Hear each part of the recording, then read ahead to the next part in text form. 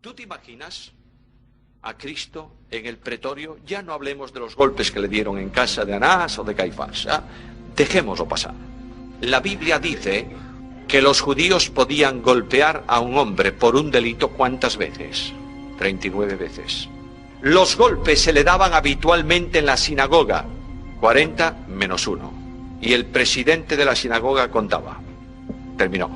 Los romanos golpeaban lo que les daba la gana. Y un romano de la guardia del gobernador, al que el gobernador le decía, examíname a este hombre, porque se rebela contra el César. ¿Tú sabes lo que hacía el soldado romano? Daba hasta cansarse. A Cristo lo doblaron como era habitual, sobre una columna. Esto era lo normal. Inclinaban al hombre que iba a ser golpeado con el pecho sobre una columna baja. Le ataban las manos por la parte delantera. Esto es como hacían. Esta es la historia romana. Y un soldado de un lado y un soldado del otro, con un látigo romano, que era un látigo de cuerdas al que se le ataban plomo o se le ataban huesos de animales, golpeaban hasta que las costillas aparecían por encima de la piel. ¿Sabéis? Y algunos no aguantaban el tormento. Así fue examinado Jesús. Y la burla de los soldados poniéndole una corona de espinas. Y la presentación de Pilato de aquel que no era ni aparentemente un hombre, sangrante y deshecho, delante del pueblo. Y luego el camino de la cruz. Y luego el momento de la crucifixión. Los romanos habían descubierto un tormento impresionante, porque duraba muchas horas, ¿sabéis? El reo era acostado sobre el madero y no se le clavaba por aquí.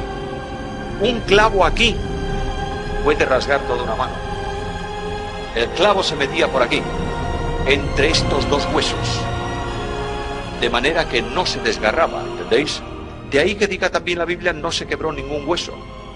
Y esos especialistas hincaban el hierro y cortaban el nervio de la mano. Y el dolor era impresionante. Y luego pasaba el tiempo.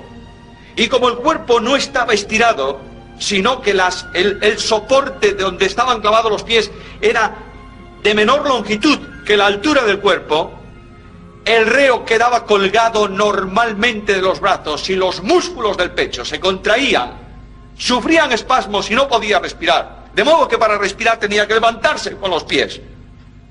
Y así morían muchos asfixiados.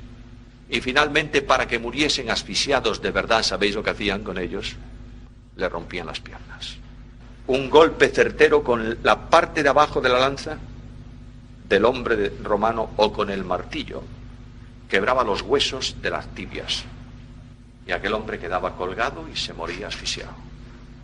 ¿Qué os parece? ¿Qué os parece? Ahora, todo esto es tremendo.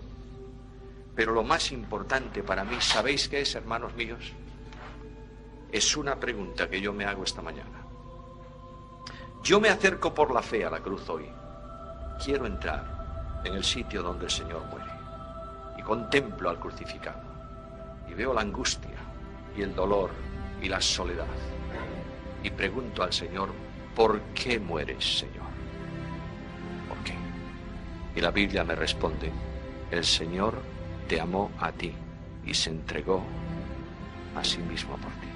Y cuando yo recibo esta respuesta me pregunto, ¿y qué podré yo darte a ti a cambio de tan grande don? E inmediatamente el alma cristiana siente el impacto de la gracia, ¿entendéis? Y es en ese momento de comunión, de identificación con Cristo, que tú puedes decir, como dice Pablo en Gálatas, lejos esté de mí gloriarme, sino en la cruz de nuestro Señor Jesucristo. Oh, hermanos míos, queridos míos, la cruz de Cristo está muy lejos del púlpito de la iglesia en nuestros días, ¿verdad? ¿O no? Hablamos de santidad, tenéis que ser santos. Ay, de aquel que vaya aquí y allá. No, por favor. ¿Por qué no presentas la cruz de Cristo? Es bastante. Y dices, el santo murió por el pecado tuyo. Déjalo, no digas nada más, es bastante. Deja que el Espíritu haga su obra. Deja que el grande, que se cree grande y que es el perfecto en doctrina y el grande de los grandes en la iglesia, el sumo, el dechado, el admirable, déjalo que se enfrente con la cruz y tenga que decir, mi gloria solo es la cruz de Cristo. Déjalo, por favor. Oh, hermanos queridos, es necesario retomar la cruz y ponerla en el púlpito de la iglesia. Si no, no tenemos razón de vida. El Señor me amó a mí.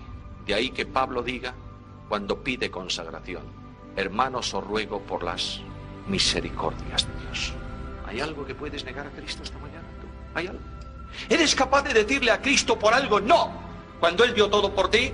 Si lo haces, eres un ingrato y no has captado el amor de Jesús. Nada más impresionante que el amor de Cristo.